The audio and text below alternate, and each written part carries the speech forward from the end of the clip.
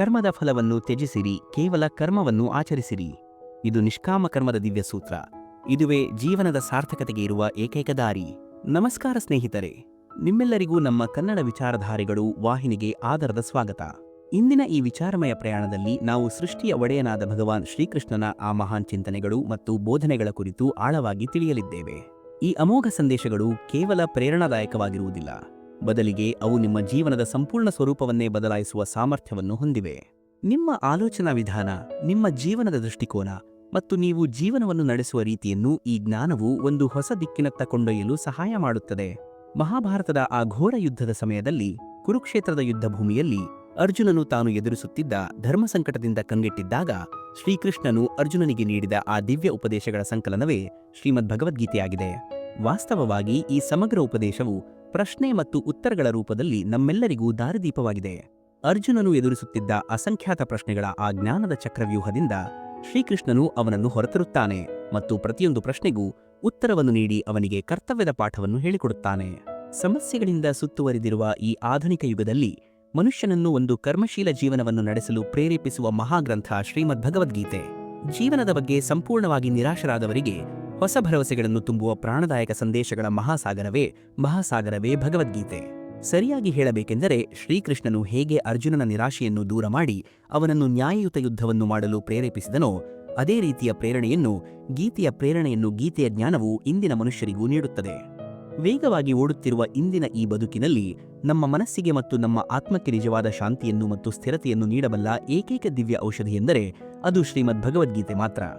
Body, karma yoga ಮತ್ತು ಜೀವನದ ಪಾಠಗಳು. 1ನೆಯ ಉಪದೇಶ, ನಿಷ್ಕಾಮ ಕರ್ಮದ ರಹಸ್ಯ.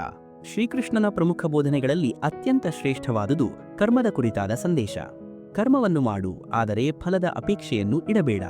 ಗೀತೆಯ ಪ್ರತಿಯೊಂದು ಅಧ್ಯಾಯವೂ ಜ್ಞಾನದಿಂದ ತುಂಬಿದ್ದರೂ ಗೀತೆಯ 3ನೆಯ ಅಧ್ಯಾಯವನ್ನು ಕರ್ಮಯೋಗ ಎಂದೇ ಕರೆಯಲಾಗುತ್ತದೆ. ಇದು ಗೀತೆಯ ಅತ್ಯಂತ ಅಮೂಲ್ಯವಾದ ಅಧ್ಯಾಯವಾಗಿದೆ. ಇಲ್ಲಿ ಭಗವಾನ್ ಶ್ರೀಕೃಷ್ಣನು ಮನುಷ್ಯನು ಕರ್ಮಗಳ ಬಂಧನದಿಂದ ಬಂಧಿಸಲ್ಪಟ್ಟಿದ್ದಾನೆ ಎಂದು ವಿವರಿಸುತ್ತಾರೆ. ನಾವೆಲ್ಲರೂ ಒಂದು ಕ್ಷಣವೂ ಕರ್ಮ ಮಾಡದೇ ಇರಲು ಸಾಧ್ಯವೇ ಇಲ್ಲ. ನಾವು ನಿದ್ರಿಸುತ್ತಿರುವಾಗಲೂ ಸಹ ನಮ್ಮ ಮನಸ್ಸು ನಿರಂತರವಾಗಿ ಕೆಲಸ ಮಾಡುತ್ತಲೇ ಇರುತ್ತದೆ. ಮನುಷ್ಯನಿಗೆ ಕರ್ಮವನ್ನು ತ್ಯಜಿಸಿ ಬದುಕಲು ಸಾಧ್ಯವೇ ಇಲ್ಲ. ಆದರೆ ನಮ್ಮ ಜೀವನದಲ್ಲಿ ನಿಜವಾದ ಉನ್ನತಿಯನ್ನು ಸಾಧಿಸಬೇಕಾದರೆ ಮನುಷ್ಯನು ನಿಷ್ಕಾಮ ಭಾವನೆಯಿಂದ ತನ್ನ ಕರ್ಮವನ್ನು ಮಾಡುತ್ತಾ ಸಾಗಬೇಕು. ಆ ಕರ್ಮದಿಂದ ತನಗೆ ಏನು ಫಲ ಸಿಗಬೇಕು ಎಂಬ ಯಾವ ಇಚ್ಛೆಯನ್ನೂ ಆತ ಇಡಬಾರದು. ಹೆಚ್ಚಿನ ಜನರು ಯಾವುದೇ ಕೆಲಸವನ್ನು ಮಾಡುವಾಗ ಆ ಕೆಲಸದಿಂದ ಭವಿಷ್ಯದಲ್ಲಿ ತಮಗೆ ಏನಾದರೂ ಲಾಭ ಸಿಗುತ್ತದೆಯೇ ಅಥವಾ ಇಲ್ಲವೇ ಎಂಬ ಭಾವನೆಯಿಂದಲೇ ಕೆಲಸ ಮಾಡುತ್ತಾರೆ. ಆದರೆ ಶ್ರೀಕೃಷ್ಣನು ಹೇಳುವುದೇನೆಂದರೆ, ಫಲದ ಇಚ್ಛೆಯನ್ನು ಇಟ್ಟುಕೊಂಡರೆ ಮನುಷ್ಯನಲ್ಲಿ ಕಾಮವು ಹೆಚ್ಚಾಗುತ್ತದೆ ಮತ್ತು ಆತ ತನ್ನ ಇಂದ್ರಿಯಗಳ ವಶವಾಗುತ್ತಾನೆ. ಹಾಗಾಗಿ ನಾವು ಕರ್ಮಯೋಗದ ಸಿದ್ಧಾಂತವನ್ನು ಪಾಲಿಸಬೇಕು. ಕರ್ಮಯೋಗ ಎಂದರೆ ಯಾವುದೇ ಫಲದ ಇಚ್ಛೆ ಇಲ್ಲದೆ ಕರ್ಮವನ್ನು ಮಾಡುವುದು. ಫಲದ ಇಚ್ಛೆ ಇಲ್ಲದೆ ಕೆಲಸ ಮಾಡುವುದರಿಂದ ಒಂದು ಮಹತ್ತರವಾದ ಪ್ರಯೋಜನವಿದೆ. ನೀವು ನಿಮ್ಮ ಕೆಲಸದ ಮೇಲೆ ಹೆಚ್ಚು ಗಮನವನ್ನು ನೀಡಲು ಸಾಧ್ಯವಾಗುತ್ತದೆ ಮತ್ತು ನೀವು ನಿಮ್ಮ ಕೆಲಸದ ಮೇಲೆ ಸಂಪೂರ್ಣ ಗಮನವನ್ನು ನೀಡಿದಾಗ ಫಲವು ಹೇಗಿದ್ದರೂ ತಾನಾಗಿಯೇ ನಿಮಗೆ ಸಿಗುತ್ತದೆ. ಆದರೆ ನೀವು ನಿರಂತರವಾಗಿ ಫಲದ ಬಗ್ಗೆಯೇ ಯೋಚಿಸುತ್ತಾ ಕುಳಿತರೆ ನಿಮ್ಮ ಕೆಲಸವನ್ನು ಸರಿಯಾಗಿ ಮಾಡಲು ನಿಮಗೆ ಸಾಧ್ಯವಾಗುವುದಿಲ್ಲ. ಸರಿಯಾದ ರೀತಿಯಲ್ಲಿ ಕರ್ಮ ಮಾಡದಿದ್ದರೆ ಉತ್ತಮ ಫಲವು ಹೇಗೆ ತಾನೇ ಸಿಗಲು ಸಾಧ್ಯ? ಆದ್ದರಿಂದ ಕರ್ಮವನ್ನು ಮಾಡುತ್ತಾ ಸಾಗಿರಿ, ಫಲದ ಇಚ್ಛೆಯನ್ನು ತ್ಯಜಿಸಿರಿ. ಆಗ ನಿಮ್ಮ ಮನಸ್ಸಿನಲ್ಲಿ ಇರುವ ಎಲ್ಲಾ ಪ್ರಶ್ನೆಗಳಿಗೂ ಉತ್ತರಗಳು ತಾನಾಗಿಯೇ ಸಿಗುತ್ತವೆ. 2ನೆಯ ಉಪದೇಶ, ಜೀವನ ಒಂದು ಸಂಘರ್ಷವಲ್ಲ, ಉತ್ಸವ. ಜೀವನವು ಒಂದು ಉತ್ಸವ, ಅದು ಸಂಘರ್ಷವಲ್ಲ ಎಂದು ಶ್ರೀಮದ್ ಭಗವದ್ಗೀತೆಯಲ್ಲಿ ಹೇಳಲಾಗಿದೆ. ಒಂದು ವೇಳೆ ನೀವು ನಿಮ್ಮ ಜೀವನವನ್ನು ಒಂದು ದೊಡ್ಡ ಸಂಘರ್ಷವೆಂದು ಭಾವಿಸಿದರೆ ಖಂಡಿತವಾಗಿಯೂ ನಿಮ್ಮ ಜೀವನವು ಸಂಘರ್ಷಮಯವಾಗಿಯೇ ಇರಲಿದೆ. ಆದರೆ ಜೀವನದ ಕೆಲವು ನಿರ್ಣಾಯಕ ಹಂತಗಳಲ್ಲಿ ವ್ಯಕ್ತಿಯು ಹೋರಾಡಲು ಯಾವಾಗಲೂ ಸಿದ್ಧನಾಗಿರಬೇಕು. ಹೋರಾಟ ಮಾಡುವುದನ್ನು ಕಲಿಯದ ವ್ಯಕ್ತಿಯ ಮೇಲೆ ಯುದ್ಧವು ಹೇರಲ್ಪಡುತ್ತದೆ, ಅಥವಾ ಅಂತಹ ವ್ಯಕ್ತಿಯೇ ಮೊದಲು ಸೋಲಿಸಲ್ಪಡುತ್ತಾನೆ. ಅವನ ಜೀವನದಲ್ಲಿ ಸಂಘರ್ಷವು ಹೆಚ್ಚು ಇರುತ್ತದೆ. ಮಹಾಭಾರತದ ಸಮಯದಲ್ಲಿ ಪಾಂಡವರಿಗೆ ಶ್ರೀಕೃಷ್ಣನು ಇದೇ ವಿಷಯವನ್ನು ಸ್ಪಷ್ಟವಾಗಿ ಕಲಿಸಿದ್ದನು. ಪಾಂಡವರು ತಮ್ಮ ಬಂಧುಗಳ ವಿರುದ್ಧ, ತಮ್ಮ ಸಹೋದರರ ವಿರುದ್ಧ ಹೋರಾಡಲು ಬಯಸಿರಲಿಲ್ಲ. ಆದರೆ ಶ್ರೀಕೃಷ್ಣನು ಅವರಿಗೆ ಯಾವುದೇ ಒಂದು ಸಮಸ್ಯೆಗೆ ಶಾಂತಿಯುತವಾದ ಮಾರ್ಗದ ಮೂಲಕ ಪರಿಹಾರ ಸಿಗದೇ ಇದ್ದಾಗ ಯುದ್ಧವೇ ಏಕೈಕ ಮಾರ್ಗವಾಗಿ ಉಳಿಯುತ್ತದೆ ಎಂದು ವಿವರಿಸಿದರು. ಹೇಡಿ ಜನರು ಯುದ್ಧದಿಂದ ಹಿಂದೆ ಸರಿಯುತ್ತಾರೆ. ಹಾಗಾಗಿ ನಮ್ಮ ಹಕ್ಕುಗಳನ್ನು ಉಳಿಸಿಕೊಳ್ಳಲು, ನಮ್ಮ ಸಂಪತ್ತನ್ನು ರಕ್ಷಿಸಿಕೊಳ್ಳಲು ಹಲವು ಬಾರಿ ನಾವು ಹೋರಾಡಲೇಬೇಕಾಗುತ್ತದೆ. ಒಬ್ಬ ವ್ಯಕ್ತಿ ಯಾವಾಗಲೂ ಹೋರಾಡಲು ಸಿದ್ಧನಾಗಿದ್ದರೆ ಯುದ್ಧವು ಎಂದಿಗೂ ಅವನ ಮೇಲೆ ಹೇರಲ್ಪಡುವುದಿಲ್ಲ. ಜೀವನದ ಸವಾಲುಗಳನ್ನು ಎದುರಿಸಲು ಸಿದ್ಧವಾಗಿರುವವನಿಗೆ ಸವಾಲುಗಳು ತಾನಾಗಿಯೇ ದಾರಿ ಬಿಡುತ್ತವೆ. ನಿಮ್ಮ ಬಲ, ನಿಮ್ಮ ಧೈರ್ಯ ಮತ್ತು ನಿಮ್ಮ ಸಿದ್ಧತೆಯನ್ನು ಕಂಡು ಕಷ್ಟಗಳು ಸಹ ದೂರ ಸರಿಯುತ್ತವೆ. ಹೋರಾಟದ ಮನೋಭಾವ ನಿಮ್ಮಲ್ಲಿದ್ದರೆ ನೀವು ನಿಮ್ಮ ಹಕ್ಕುಗಳಿಗಾಗಿ ನಿಲ್ಲಲು ಹೆದರುವುದಿಲ್ಲ.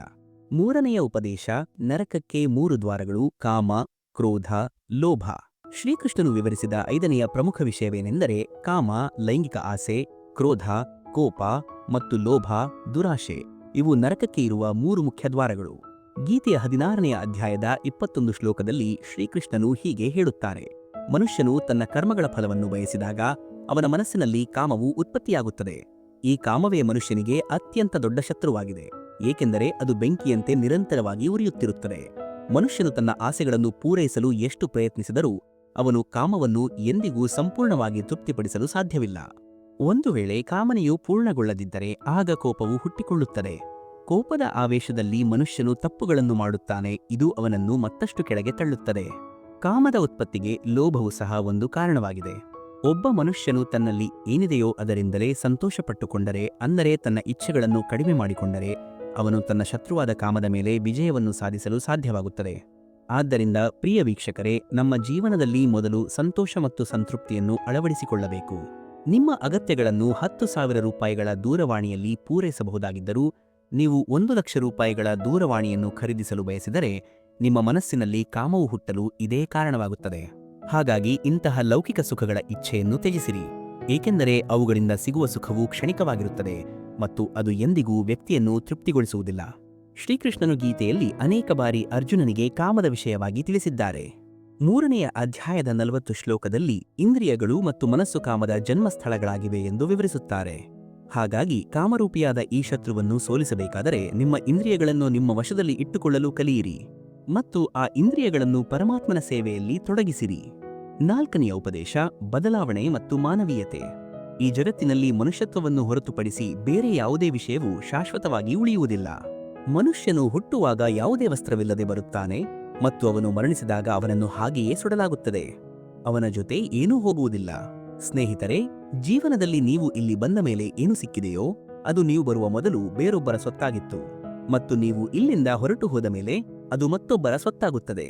ಇಂದು ನಿಮ್ಮ ಬಳಿ ಇರುವ ಹಣ, ಇಂದು ನಿಮ್ಮ ಬಳಿ ಇರುವ ಹೆಸರು ಮತ್ತು ಇಂದು ನೀವು ಇರುವ ಸ್ಥಾನಮಾನ, ಈ ಸ್ಥಾನದಲ್ಲಿ ನಿಮ್ಮ ಮೊದಲು ಬೇರೊಬ್ಬರು ಇದ್ದರು. ಇಂದು ನೀವು ಇದ್ದೀರಿ, ಆದರೆ ನಾಳೆ ಬೇರೊಬ್ಬರು ಆ ಸ್ಥಾನವನ್ನು ನಿಮ್ಮಿಂದ ತೆಗೆದುಕೊಳ್ಳಬಹುದು. ಇದು ಸೃಷ್ಟಿಯ ನಿಯಮವಾಗಿದೆ. ಇದು ಭಗವದ್ಗೀತೆಯ ಅತ್ಯಂತ ದೊಡ್ಡ ಪಾಠಗಳಲ್ಲಿ ಒಂದಾಗಿದ್ದು ಇದನ್ನು ಪ್ರತಿಯೊಬ್ಬ ಮನುಷ್ಯನು ಅರ್ಥಮಾಡಿಕೊಳ್ಳಬೇಕು. ಹಾಗಾದರೆ ಬದಲಾವಣೆಯೇ ಈ ಪ್ರಪಂಚದ ನಿಯಮವಾಗಿದ್ದರೆ ಯಾವುದು ಶಾಶ್ವತವಾಗಿ ಉಳಿಯುತ್ತದೆ? ನಾವು ಮರಣ ಹೊಂದಿದ ನಂತರವೂ ಈ ಜಗತ್ತಿನಲ್ಲಿ ಉಳಿಯುವ ಒಂದು ವಿಷಯವಿದ್ದರೆ ಅದುವೇ ಮಾನವೀಯತೆ, ಮನುಷ್ಯತ್ವ. ಆದ್ದರಿಂದ ಪ್ರಪ್ರಥಮವಾಗಿ ನೀವು ಒಬ್ಬ ಒಳ್ಳೆಯ ಮನುಷ್ಯರಾಗಿರಿ. ಪ್ರತಿಯೊಬ್ಬ ಮನುಷ್ಯನೂ ಆ ಪರಮಾತ್ಮನ ಒಂದು ಅಂಶವೇ ಆಗಿದ್ದಾನೆ. ನಾವು ನೇರವಾಗಿ ಆ ಪರಮಾತ್ಮನ ಜೊತೆ ಸಂಪರ್ಕವನ್ನು ಹೊಂದಿದ್ದೇವೆ. ನಮ್ಮ ಆತ್ಮವು ಎಂದಿಗೂ ತಪ್ಪಾಗಿರಲು ಸಾಧ್ಯವಿಲ್ಲ. ಆದರೆ ನಾವು ನಮ್ಮ ದೇಹದ ಸುಖಗಳಿಗಾಗಿ ತಪ್ಪು ಕರ್ಮಗಳನ್ನು ಮಾಡಲು ತೊಡಗುತ್ತೇವೆ ಮತ್ತು ಅದರ ಪರಿಣಾಮವು ತಪ್ಪಾಗುತ್ತದೆ. ಇಂದು ನಮ್ಮ ಬಳಿ ಇರುವ ಪ್ರೀತಿ, ಸಂಬಂಧಗಳು, ಹಣ ಅಥವಾ ಹೆಸರು ಇವೆಲ್ಲವೂ ಒಂದು ದಿನ ನಮ್ಮಿಂದ ಕಸಿದುಕೊಳ್ಳಲ್ಪಡುತ್ತವೆ ಅಥವಾ ನಮ್ಮಿಂದ ದೂರ ಹೋಗುತ್ತವೆ. ಇದು ಸೃಷ್ಟಿಯ ನಿಯಮ. ನೆನಪಿಡಿ, ನಿನ್ನೆ ಯಾರದ್ದೋ ಆಗಿದ್ದದ್ದು ಇಂದು ನಿಮ್ಮದಾಗಿದೆ, ಆದರೆ ಇಂದು ನಿಮ್ಮದಾಗಿರುವುದು ನಾಳೆ ಬೇರೊಬ್ಬರ ಸ್ವತ್ತಾಗುತ್ತದೆ. ಹಾಗಾಗಿ ಯಾವುದೇ ವಿಷಯದ ಬಗ್ಗೆ ಅಹಂಕಾರವನ್ನು ಇಟ್ಟುಕೊಳ್ಳಬೇಡಿ ಮತ್ತು ಪ್ರತಿಯೊಬ್ಬ ವ್ಯಕ್ತಿಯೊಂದಿಗೆ ಗೌರವದಿಂದ ನಡೆದುಕೊಳ್ಳಿ. 5ನೆಯ ಉಪದೇಶ, ಸಮಯದ ಸದ್ಬಳಕೆ ಮತ್ತು ಯಶಸ್ಸು. ಯಾರು ತಮ್ಮ ಸಮಯವನ್ನು ಗೌರವಿಸುತ್ತಾರೋ ಅವರೇ ನಿಜವಾದ ಯಶಸ್ಸನ್ನು ಸಾಧಿಸುತ್ತಾರೆ. ಯಾರು ಯಶಸ್ವಿಗಳಾಗಬೇಕೆಂದು ಬಯಸುತ್ತಾರೋ ಅವರು ಬೇರೆ ಯಾವುದೇ ವಿಷಯಗಳಲ್ಲಿ ತಮ್ಮ ಸಮಯವನ್ನು ವ್ಯರ್ಥ ಮಾಡುವುದಿಲ್ಲ. ಯಾರು ಸಮಯದ ಜೊತೆಗೆ ಹೆಜ್ಜೆ ಹಾಕುತ್ತಾರೋ ಅವರ ಹಿಂದೆ ಇಡೀ ಜಗತ್ತು ನಡೆಯುತ್ತದೆ. ನೀವು ಹೆಚ್ಚು ಉತ್ತಮರಾಗಲು ನಿಮ್ಮ ನ್ಯೂನತೆಗಳ ಮೇಲೆ ಕೆಲಸ ಮಾಡುವುದು ಬಹಳ ಮುಖ್ಯ. ಯಾರ ಸಂಕಲ್ಪಗಳು ಬಲಿಷ್ಠವಾಗಿರುತ್ತವೆಯೋ ಅವರು ಕೇವಲ ತಮಗಾಗಿ ಕೆಲಸ ಮಾಡುತ್ತಾರೆ. ವೈಫಲ್ಯದ ಮೇಲೆ ಶ್ರಮದ ಬಣ್ಣ ಹಚ್ಚಿದರೆ ಅದು ಖಂಡಿತವಾಗಿಯೂ ಯಶಸ್ಸಾಗಿ ಪರಿವರ್ತನೆಯಾಗುತ್ತದೆ. ಯಶಸ್ವಿ ಮನುಷ್ಯನ ಕಥೆಯು ಎಲ್ಲರ ಕಥೆಯಂತೆಯೇ ಇರುತ್ತದೆ. ವ್ಯತ್ಯಾಸವಿರುವುದು ಅದನ್ನು ಬರೆಯುವ ರೀತಿಯಲ್ಲಿ ಮಾತ್ರ. ಎಲ್ಲರೂ ಜನಸಮೂಹದ ಭಾಗವಾಗುತ್ತಾರೆ, ಆದರೆ ನೀವು ಆ ಜನಸಮೂಹಕ್ಕೆ ಕಾರಣರಾಗಿರಿ. ನಿಮ್ಮ ಯಶಸ್ಸು ನಿಮ್ಮಿಂದಲೇ ತಡೆಹಿಡಿಯಲ್ಪಟ್ಟಿದೆ. ಯಾವ ವ್ಯಕ್ತಿಯು ತನ್ನೊಂದಿಗೆ ಪ್ರಾಮಾಣಿಕವಾಗಿರುತ್ತಾನೋ ಅವನನ್ನು ಯಶಸ್ವಿಯಾಗುವುದರಿಂದ ಯಾರೂ ತಡೆಯಲು ಸಾಧ್ಯವಿಲ್ಲ. ತಮ್ಮ ಗುರಿಯೊಂದಿಗೆ ರಾಜಿ ಮಾಡಿಕೊಳ್ಳದವರು ಕೊನೆಗೆ ತಮ್ಮ ಗುರಿ ತಲುಪಿರುತ್ತಾರೆ. ನೀವು ಇನ್ನೊಬ್ಬರು ನಿಮ್ಮಷ್ಟು ಉತ್ತಮವಾಗಿ ಮಾಡಲು ಸಾಧ್ಯವಿಲ್ಲದ ಕೆಲಸವನ್ನು ಮಾಡಿ. ತಮ್ಮ ನ್ಯೂನತೆಗಳನ್ನು ಸರಿಪಡಿಸಿಕೊಳ್ಳುವವರೇ ಈ ಜಗತ್ತಿನ ಶಿಖರದಲ್ಲಿ ನಿಲ್ಲುತ್ತಾರೆ. ಜಗತ್ತು ಎಲ್ಲರನ್ನೂ ಕೆಳಗೆ ಎಳೆಯಲು ಬಯಸುತ್ತದೆ, ಆದರೆ ಹತ್ತುವವರು ಹೇಗಾದರೂ ಹತ್ತಿಬಿಡುತ್ತಾರೆ. ನಿಮ್ಮ ಬುದ್ಧಿಶಕ್ತಿ ತೀಕ್ಷ್ಣವಾಗಿದೆಯೋ ಇಲ್ಲವೋ ಎಂಬುದು ಮುಖ್ಯವಲ್ಲ, ಆದರೆ ನಿಮ್ಮ ಪ್ರಯತ್ನ ತೀಕ್ಷ್ಣವಾಗಿರಬೇಕು. ಪ್ರತಿಯೊಂದು ಯಶಸ್ಸಿನ ಹಿಂದೆ ದೊಡ್ಡ ಪ್ರಯತ್ನ ಅಡಗಿರುತ್ತದೆ. ನೀವು ಏನನ್ನಾದರೂ ಸಾಧಿಸಬೇಕೆಂದು ಬಯಸಿದರೆ ಯಾವಾಗಲೂ ನಿಮ್ಮನ್ನು ನೀವೇ ಹುರಿದುಂಬಿಸಿಕೊಳ್ಳಿ. ಶ್ರೀಕೃಷ್ಣನು ಹೇಳುತ್ತಾರೆ, ಈಳುವುದು ಎಂದರೆ ಆ ಎತ್ತರಕ್ಕೆ ಸಹ ನಿಮ್ಮ ಬಗ್ಗೆ ಹೆಮ್ಮೆ ಅನಿಸಬೇಕು. ಬಾಗುವುದು ಎಂದರೆ ಆ ಭಕ್ತಿಗೂ ನಿಮ್ಮ ಬಗ್ಗೆ ಹೆಮ್ಮೆ ಅನಿಸಬೇಕು. ಈ ಭೂಮಿಯ ಮೇಲೆ ಒಂದು ಪಾತ್ರವನ್ನು ನಿರ್ವಹಿಸಲು ಬಂದಿರುವ ನೀವು ಈ ಭೂಮಿಯೇ ಒಂದು ಉದಾಹರಣೆಯಾಗುವಂತಹ ಕೆಲಸವನ್ನು ಮಾಡಿ ಹೋಗಿರಿ. ಹೋರಾಟವನ್ನು ತಂದೆಯಿಂದ ಕಲಿಯಿರಿ, ಸಂಸ್ಕಾರವನ್ನು ತಾಯಿಯಿಂದ ಕಲಿಯಿರಿ. ಉಳಿದಿದ್ದನ್ನು ಈ ಜಗತ್ತು ಹೇಗಿದ್ದರೂ ಕಲಿಸುತ್ತದೆ. ಅವಕಾಶ ಮತ್ತು ಸೂರ್ಯೋದಯ ಇವು ಎರಡರಲ್ಲೂ ಒಂದೇ ಸಮಾನತೆ ಇದೆ. ತಡ ಮಾಡುವವರು ಇವುಗಳನ್ನು ಕಳೆದುಕೊಳ್ಳುತ್ತಾರೆ. ಯಾರಾದರೂ ಕೆಟ್ಟ ಸಮಯದಲ್ಲಿ ಇರುವಾಗ ಅವರ ಕೈ ಹಿಡಿಯಿರಿ, ಅವರಿಗೆ ಆಸರೆ ನೀಡಿ ಮತ್ತು ಅವರಿಗೆ ಧೈರ್ಯ ತುಂಬಿರಿ. ಏಕೆಂದರೆ ಆ ಕೆಟ್ಟ ಸಮಯವು ಸ್ವಲ್ಪ ಸಮಯದಲ್ಲೇ ಕಳೆದು ಹೋಗುತ್ತದೆ, ಆದರೆ ಅವರು ಜೀವನ ಪರ್ಯಂತ ನಿಮಗೆ ಶುಭ ಹಾರೈಸುತ್ತಾ ಇರುತ್ತಾರೆ. 6ನೆಯ ಉಪದೇಶ ನಿರ್ಧಾರ ಮತ್ತು ಪರಿಶ್ರಮ. ಏನು ಮಾಡಬೇಕೆಂದು ನಿಮಗೆ ಅರ್ಥವಾಗದಿದ್ದಾಗ ಕೆಲವು ಕಾಲದವರೆಗೆ ನಿಲ್ಲಿರಿ. ನಿಮ್ಮೊಂದಿಗೆ ನೀವೇ ಏಕಾಂತದಲ್ಲಿ ಸ್ವಲ್ಪ ಕಾಲ ಕಳೆಯಿರಿ. ಆದರೆ ನಿಮ್ಮ ಕನಸುಗಳನ್ನು ನನಸಾಗಿಸಲು ಅಷ್ಟೊಂದು ವಿಳಂಬ ಮಾಡಬೇಡಿ. ಏಕೆಂದರೆ ಸಮಯದ ಜೊತೆಗೆ ವಯಸ್ಸು ಸಹ ಕಳೆದು ಹೋಗಬಹುದು ಮತ್ತು ಕನಸುಗಳು ಕೇವಲ ಕನಸುಗಳಾಗಿಯೇ ಉಳಿಯಬಹುದು. ಕಠಿಣ ಪರಿಶ್ರಮವೇ ನಿಮ್ಮ ಆಯುಧವಾದರೆ ಯಶಸ್ಸು ನಿಮ್ಮ ಗುಲಾಮಳಾಗಿಯೇ ಇರುತ್ತಾಳೆ. ನಾವು ಸೋಲನ್ನು ಒಪ್ಪಿಕೊಳ್ಳುವುದೇ ನಮ್ಮ ಅತಿದೊಡ್ಡ ದೌರ್ಬಲ್ಯವಾಗಿದೆ. ಯಶಸ್ವಿಯಾಗಲು ಇರುವ ಅತ್ಯಂತ ಖಚಿತವಾದ ಮಾರ್ಗವೆಂದರೆ ಯಾವಾಗಲೂ ಒಂದು ಬಾರಿ ಮತ್ತಷ್ಟು ಪ್ರಯತ್ನಿಸುವುದು. ಶ್ರೀಕೃಷ್ಣನು ಹೇಳುತ್ತಾರೆ, ನಿಮ್ಮ ಮೇಲೆ ನಂಬಿಕೆ ಇಡಿ. ದೇವದೂತರನ್ನು ಏಕೆ ಹುಡುಕುತ್ತೀರಿ? ಪಕ್ಷಿಗಳ ಬಳಿ ನಕ್ಷೆಗಳು ಎಲ್ಲಿರುತ್ತವೆ? ಆದರೂ ಅವು ತಮ್ಮ ಮಾರ್ಗಗಳನ್ನು ಕಂಡುಕೊಳ್ಳುತ್ತವೆ. ಪ್ರತಿಯೊಂದು ಸಂತೋಷವನ್ನು ಸಂತೋಷ ಎಂದು ಭಾವಿಸಬೇಡಿ, ಪ್ರತಿಯೊಂದು ದುಃಖವನ್ನು ದುಃಖ ಎಂದು ಭಾವಿಸಬೇಡಿ. ನೀವು ಈ ಜಗತ್ತಿನಲ್ಲಿ ಬದುಕಬೇಕಿದ್ದರೆ ನಿಮ್ಮನ್ನು ಯಾರಿಂದಲೂ ಕಡಿಮೆ ಎಂದು ಭಾವಿಸಬೇಡಿ. ಜೀವನದಲ್ಲಿ ಯಾವಾಗಲೂ ಒಬ್ಬರನ್ನೊಬ್ಬರು ಅರ್ಥ ಮಾಡಿಕೊಳ್ಳಲು ಪ್ರಯತ್ನಿಸಿ, ಪರೀಕ್ಷಿಸಲು ಪ್ರಯತ್ನಿಸಬೇಡಿ. ನೀವು ಸಮಯವನ್ನು ವ್ಯರ್ಥ ಮಾಡುತ್ತಿಲ್ಲ, ನೀವು ನಿಮ್ಮ ಜೀವನವನ್ನೇ ವ್ಯರ್ಥ ಮಾಡುತ್ತಿದ್ದೀರಿ. ಈಗ ನೀವು ನಿಮ್ಮ ಸಮಯವನ್ನು ಲಘುವಾಗಿ ತೆಗೆದುಕೊಂಡರೆ ನಂತರ ಅದೇ ಸಮಯವು ನಿಮ್ಮ ಜೀವನವನ್ನೇ ಲಘುವಾಗಿ ತೆಗೆದುಕೊಳ್ಳುತ್ತದೆ. 7ನೆಯ ಉಪದೇಶ ಸಂಬಂಧಗಳು ಮತ್ತು ಸತ್ಯ. ಜನರು ಏಕೆ ಬದಲಾಗುತ್ತಾರೆಂದರೆ 1. ನಿಮ್ಮಲ್ಲಿ ಅವರ ಆಸಕ್ತಿ ಕಡಿಮೆಯಾಗಿರುತ್ತದೆ, ಅಥವಾ ಅವರಿಗೆ ನಿಮ್ಮಕ್ಕಿಂತ ಹೆಚ್ಚು ಆಸಕ್ತಿದಾಯಕರು ಯಾರಾದರೂ ಸಿಕ್ಕಿರುತ್ತಾರೆ. ನಿಮ್ಮ ಕೋಪಕ್ಕೆ ಗೌರವ ಸಿಗದ ಕಡೆ ಕೋಪಗೊಳ್ಳುವುದನ್ನೇ ನಿಲ್ಲಿಸಿಬಿಡಿ. ನಾವು ಪದೇ ಪದೇ ಕ್ಷಮಿಸಬಹುದು, ಆದರೆ ವಿಶ್ವಾಸವನ್ನು ಕೇವಲ ಒಮ್ಮೆ ಮಾತ್ರ ಮಾಡುತ್ತೇವೆ. ನಿಮಗೆ ಏನು ಮಾಡಬೇಕೆಂದು ನಿರ್ಧರಿಸಲು ಸಮಯ ತೆಗೆದುಕೊಳ್ಳಬೇಡಿ, ಇಲ್ಲದಿದ್ದರೆ ಸಮಯವೇ ನಿಮಗೆ ಏನು ಮಾಡಬೇಕೆಂದು ನಿರ್ಧರಿಸುತ್ತದೆ. ವಿಶ್ವಾಸ ಇಲ್ಲದ ಕಡೆ ಮಾತ್ರವೇ ದೂರಲಾಗುತ್ತದೆ. ನಿಮಗೆ ಯಾವಾಗ ಯಾರ ಜೀವನದಲ್ಲಿ ನೀವು ಒಂದು ಭಾರ ಮಾತ್ರ ಆಗಿದ್ದೀರಿ ಎಂದು ಅನಿಸುತ್ತದೆಯೋ ಆಗ ಮೌನದಿಂದ ಅವರ ಜೀವನದಿಂದ ದೂರ ಹೋಗಬೇಕು. ಏಕೆಂದರೆ ಪ್ರೀತಿಯು ವಿರಹವನ್ನು ಸಹಿಸಿಕೊಳ್ಳುತ್ತದೆ, ಆದರೆ ಅವಮಾನವನ್ನು ಸಹಿಸುವುದಿಲ್ಲ. ಅನುಭವವು ಹೇಳುವುದೇನೆಂದರೆ ಪರಿಶ್ರಮವು ಅಭ್ಯಾಸವಾದರೆ ಯಶಸ್ಸು ಒಂದು ಗುರಿಯಾಗಿರುತ್ತದೆ. ನಿಮ್ಮವರೇ ಪರಕೀಯರಾದಾಗ ಆಗುವ ನೋವು ಅತ್ಯಂತ ದೊಡ್ಡದು. ಪ್ರತಿ ಮಾತನ್ನು ನಿಮ್ಮ ಮೇಲೆ ತೆಗೆದುಕೊಳ್ಳುವುದನ್ನು ನಿಲ್ಲಿಸಿ ನಿಮ್ಮನ್ನು ನೀವು ಸಿದ್ಧಗೊಳಿಸಿಕೊಳ್ಳಿ. ಸಣ್ಣ ಯೋಚನೆ ಇರುವವರು ತಾವೂ ಮುಂದೆ ಸಾಗುವುದಿಲ್ಲ ಮತ್ತು ಜೊತೆಗಿರುವವರನ್ನು ಸಾಗಲು ಬಿಡುವುದಿಲ್ಲ. ಹೃದಯದಲ್ಲಿ ಶ್ರೀಮಂತಿಕೆ ಇದ್ದರೆ ಜನರು ಸೈಕಲ್ ಮೇಲೆ ಸಹ ಸಂತೋಷವನ್ನು ಆಚರಿಸುತ್ತಾರೆ. ಇಲ್ಲದಿದ್ದರೆ ಕಾರುಗಳಲ್ಲಿ ಸಹ ಅಳುವುದನ್ನು ನಾವು ನೋಡಿದ್ದೇವೆ. ಯಾರಾದರೂ ಹೆಚ್ಚು ಪ್ರೀತಿ ಮಾಡಿ ಮೋಸ ಮಾಡಿದಾಗ ಆಗ ಪ್ರೀತಿಯ ಮೇಲೆ ಅಸಹ್ಯವು ಹುಟ್ಟುತ್ತದೆ. ನೀವು ಏನನ್ನಾದರೂ ಸಾಧಿಸಬೇಕಾದರೆ ಜನಸಮೂಹದಿಂದ ಹೊರಗೆ ನಿಂತು ನಡೆಯಿರಿ. ಜನಸಮೂಹವು ಧೈರ್ಯವನ್ನು ನೀಡಬಹುದು, ಆದರೆ ಗುರುತನ್ನು ಕಿತ್ತುಕೊಳ್ಳುತ್ತದೆ. ನಂಬಿಕೆಯು ಗಾಜಿನಂತೆಯೇ ಇರುತ್ತದೆ. ನೀವು ಎಷ್ಟೇ ಜಾಗರೂಕತೆಯಿಂದ ನಿರ್ವಹಿಸಿದರೂ ಕೊನೆಯಲ್ಲಿ ಅದು ಒಡೆಯುತ್ತದೆ. ಮನುಷ್ಯನೇ ಮನುಷ್ಯನ ಹಾದಿಯನ್ನು ಕತ್ತರಿಸುತ್ತಾನೆ. ಬೆಕ್ಕುಗಳು ಸುಮ್ಮನೆ ಕೆಟ್ಟ ಹೆಸರು ಗಳಿಸಿವೆ. ಪರಿಶ್ರಮವಿರಲಿ ಅಥವಾ ದ್ವೇಷವಿರಲಿ ಎಲ್ಲವನ್ನೂ ಮಿತಿಯೊಳಗೆ ಮಾಡಿ. ಅತಿಯಾದರೆ ನೋವೇ ಆಗುತ್ತದೆ. ಯಾರಾದರೂ ವಿಶ್ವಾಸವನ್ನು ಮುರಿದರೆ ಅವರನ್ನು ನಿಮ್ಮ ಮನಸ್ಸಿನಿಂದ ದೂರವಿಡಿ, ಏಕೆಂದರೆ ಅವರೇ ನಿಮಗೆ ವಿಶ್ವಾಸವನ್ನು ಯೋಚಿಸಿ ಮಾಡಲು ಕಲಿಸುತ್ತಾರೆ. ಯಾರು ಸ್ವತಃ ಸೋತು ನಿಮ್ಮನ್ನು ಗೆಲ್ಲಿಸಿದ್ದಾರೋ ಅವರ ಕಣ್ಣುಗಳಲ್ಲಿ ಎಂದಿಗೂ ನೀರನ್ನು ತರಬೇಡಿ. ನೀವು ಜನರನ್ನು ತೃಪ್ತಿಪಡಿಸಲು ಪ್ರಯತ್ನಿಸುತ್ತಾ ನಿಮ್ಮ ಜೀವನವನ್ನು ಕಳೆದುಕೊಳ್ಳಬಹುದು, ಆದರೆ ನೀವು ಅವರನ್ನು ತೃಪ್ತಿಪಡಿಸಲು ಸಾಧ್ಯವಾಗುವುದಿಲ್ಲ. ಹಾಗಾಗಿ ನಿಮಗಾಗಿ ಮತ್ತು ನಿಮ್ಮ ಸಂತೋಷಗಳಿಗಾಗಿ ಬದುಕಲು ಪ್ರಾರಂಭಿಸಿ. ಯಾವುದೇ ವ್ಯಕ್ತಿಯ ಹಿಂದೆ ಓಡಿ ನಿಮ್ಮ ಮೌಲ್ಯವನ್ನು ಕಡಿಮೆ ಮಾಡಿಕೊಳ್ಳಬೇಡಿ. ಯಾವುದು ನಿಮ್ಮದೋ ಅದು ನಿಮ್ಮಿಂದ ಎಲ್ಲಿಯೂ ಹೋಗುವುದಿಲ್ಲ. ಯಾವ ಮಾರ್ಗವೂ ನಿಮ್ಮದಲ್ಲವೋ ಆ ಗುರಿಯೂ ನಿಮ್ಮದಲ್ಲ. ಒಂದು ಸಂಬಂಧವನ್ನು ಉಳಿಸಿಕೊಳ್ಳಬೇಕಿದ್ದರೆ ಅವರ ಒಳ್ಳೆಯತನವನ್ನು ಮಾತ್ರ ಮಾತನಾಡಿ, ಮತ್ತು ಆ ಸಂಬಂಧವನ್ನು ಕೊನೆಗೊಳಿಸಬೇಕಿದ್ದರೆ ಸತ್ಯಗಳನ್ನು ಹೇಳಿರಿ. ಕೆಲವೊಮ್ಮೆ ಹೊಸ ಜನರು ಹಳೆಯವರಿಗಿಂತ ಹೆಚ್ಚು ಪ್ರಾಮಾಣಿಕರಾಗಿರುತ್ತಾರೆ. ಇಂದಿನ ಜನರು ಹೃದಯದಿಂದ ಸಂಬಂಧವನ್ನು ಮಾಡುವುದಿಲ್ಲ, ಬದಲಿಗೆ ಅಗತ್ಯತೆಗಳಿಂದ ಸಂಬಂಧವನ್ನು ಮಾಡುತ್ತಾರೆ. ಯಾರು ಸ್ನೇಹಿತರು ಮತ್ತು ಸಂಬಂಧಗಳನ್ನು ಬಟ್ಟೆಗಳಂತೆ ಬದಲಾಯಿಸುತ್ತಾರೋ ಅವರು ಎಂದಿಗೂ ಯಾರಿಗೂ ಸೇರಿದವರಲ್ಲ. ಮನುಷ್ಯನು ಯಾವ ಖ್ಯಾತಿಯ ಮೇಲೆ ಹೆಮ್ಮೆ ಪಡುತ್ತಾನೆ, ಕೊನೆಯ ಪ್ರಯಾಣಕ್ಕಾಗಿಯೂ ಅವನು ಇತರರ ಮೇಲೆ ಅವಲಂಬಿತನಾಗಿದ್ದಾನೆ. ಸಂತೃಪ್ತಿಯು ಬಡವರನ್ನು ಶ್ರೀಮಂತರನ್ನಾಗಿ ಮಾಡುತ್ತದೆ, ಆದರೆ ಅಸಂತೃಪ್ತಿಯು ಶ್ರೀಮಂತರನ್ನು ಬಡವರನ್ನಾಗಿ ಮಾಡುತ್ತದೆ. 8ನೆಯ ಉಪದೇಶ ಆಸೆಯನ್ನು ಗೆದ್ದ ಸಾಧು ಮತ್ತು ಆತ್ಮೀಯರ ಮೋಸದ ಕಥೆಗಳು. ಸಂತೃಪ್ತಿ ಮತ್ತು ಆಸೆಯ ಪಾಠ. ಒಂದು ದಿನದ ಮಾತು. ಒಬ್ಬ ಸಾಧುವು ಹಳ್ಳಿಯ ಹೊರಗೆ ಇರುವ ಕಾಡಿನಲ್ಲಿದ್ದ ತನ್ನ ಕುಟೀರದ ಕಡೆಗೆ ಹೋಗುತ್ತಿದ್ದ. ದಾರಿಯಲ್ಲಿ ಮಾರುಕಟ್ಟೆ ಸಿಕ್ಕಿತು. ಮಾರುಕಟ್ಟೆಯಿಂದ ಹಾದು ಹೋಗುವಾಗ ಸಾಧುವಿನ ಕಣ್ಣುಗಳು ಒಂದು ಅಂಗಡಿಯಲ್ಲಿ ಇಟ್ಟಿದ್ದ ಖರ್ಜೂರದ ಬುಟ್ಟಿಗಳ ಮೇಲೆ ಬಿದ್ದವು. ಅವನ ಮನಸ್ಸಿನಲ್ಲಿ ಖರ್ಜೂರವನ್ನು ತಿನ್ನುವ ಆಸೆ ಜಾಗೃತವಾಯಿತು. ಆದರೆ ಆ ಸಮಯದಲ್ಲಿ ಅವನ ಬಳಿ ಹಣವಿರಲಿಲ್ಲ. ಅವನು ತನ್ನ ಆಸೆಯ ಮೇಲೆ ನಿಯಂತ್ರಣ ಸಾಧಿಸಿ ಕುಟೀರಕ್ಕೆ ಹೋದನು. ಕುಟೀರವನ್ನು ತಲುಪಿದ ನಂತರವೂ ಖರ್ಜೂರದ ಆಲೋಚನೆಯು ಸಾಧುವಿನ ಮನಸ್ಸಿನಿಂದ ಹೋಗಲಿಲ್ಲ. ಅವನು ಅದರ ಬಗ್ಗೆಯೇ ಯೋಚಿಸುತ್ತಾ ಇದ್ದನು. ರಾತ್ರಿಯಲ್ಲಿ ಅವನಿಗೆ ಸರಿಯಾಗಿ ನಿದ್ದೆಯೂ ಬರಲಿಲ್ಲ. ಮರುದಿನ ಬೆಳಿಗ್ಗೆ ಎದ್ದಾಗ ಖರ್ಜೂರವನ್ನು ತಿನ್ನುವ ತನ್ನ ಇಚ್ಛೆಯನ್ನು ಪೂರೈಸಲು ಹಣದ ವ್ಯವಸ್ಥೆ ಮಾಡುವ ಬಗ್ಗೆ ಯೋಚಿಸಲು ಪ್ರಾರಂಭಿಸಿದ. ಅವನು ಒಣಗಿದ ಕಟ್ಟಿಗೆಗಳನ್ನು ಮಾರಿ ಖರ್ಜೂರವನ್ನು ಖರೀದಿಸುವಷ್ಟು ಹಣವನ್ನು ಹೇಗಾದರೂ ಸಂಪಾದಿಸಬಹುದು ಎಂದು ಯೋಚಿಸಿದ. ಈ ಯೋಚನೆಯೊಂದಿಗೆ ಅವನು ಕಾಡಿಗೆ ಹೋಗಿ ಒಣಗಿದ ಕಟ್ಟಿಗೆಗಳನ್ನು ಸಂಗ್ರಹಿಸಲು ಶುರು ಮಾಡಿದನು. ಸಾಕಷ್ಟು ಕಟ್ಟಿಗೆಗಳನ್ನು ಸಂಗ್ರಹಿಸಿದ ನಂತರ ಅವನು ಅವುಗಳ ಒಂದು ದೊಡ್ಡ ಭಾರವನ್ನು ಕಟ್ಟಿ ತನ್ನ ಹೆಗಲ ಮೇಲೆ ಹೊತ್ತು ಮಾರುಕಟ್ಟೆಯ ಕಡೆಗೆ ಹೊರಟನು. ಕಟ್ಟಿಗೆಗಳ ಭಾರವು ತುಂಬಾ ಹೆಚ್ಚಾಗಿತ್ತು. ಅದನ್ನು ಹೊತ್ತು ಮಾರುಕಟ್ಟೆಯವರೆಗೂ ನಡೆಯುವುದು ಸುಲಭವಾಗಿರಲಿಲ್ಲ. ಆದರೆ ಆ ಸಾಧು ನಡೆಯುತ್ತಲೇ ಹೋದನು. ಸ್ವಲ್ಪ ಸಮಯದ ನಂತರ ಹೆಗಲಿನಲ್ಲಿ ನೋವು ಶುರುವಾಯಿತು. ಹಾಗಾಗಿ ವಿಶ್ರಾಂತಿ ಪಡೆಯಲು ಒಂದು ಸ್ಥಳದಲ್ಲಿ ನಿಂತನು. ಸ್ವಲ್ಪ ವಿಶ್ರಾಂತಿಯ ನಂತರ ಮತ್ತೆ ಕಟ್ಟಿಗೆಗಳನ್ನು ಹೊತ್ತು ನಡೆಯಲು ಪ್ರಾರಂಭಿಸಿದನು. ಹೀಗೆ ನಿಲ್ಲುತ್ತಾ ಹೇಗೋ ಕಟ್ಟಿಗೆಯ ಭಾರದೊಂದಿಗೆ ಮಾರುಕಟ್ಟೆಗೆ ತಲುಪಿದನು. ಮಾರುಕಟ್ಟೆಯಲ್ಲಿ ಅವನು ಎಲ್ಲಾ ಕಟ್ಟಿಗೆಗಳನ್ನು ಮಾರಿದನು. ಈಗ ಅವನ ಬಳಿ ಖರ್ಜೂರವನ್ನು ಖರೀದಿಸಲು ಬೇಕಾದಷ್ಟು ಹಣವಿತ್ತು. ಅವನು ಬಹಳ ಸಂತೋಷಪಟ್ಟನು ಮತ್ತು ಖರ್ಜೂರದ ಅಂಗಡಿಗೆ ಹೋದನು. ತನ್ನ ಬಳಿ ಇದ್ದ ಎಲ್ಲಾ ಹಣದಿಂದ ಖರ್ಜೂರವನ್ನು ಖರೀದಿಸಿ ತನ್ನ ಕುಟೀರದ ಕಡೆಗೆ ಹಿಂತಿರುಗಲು ಶುರು ಮಾಡಿದನು.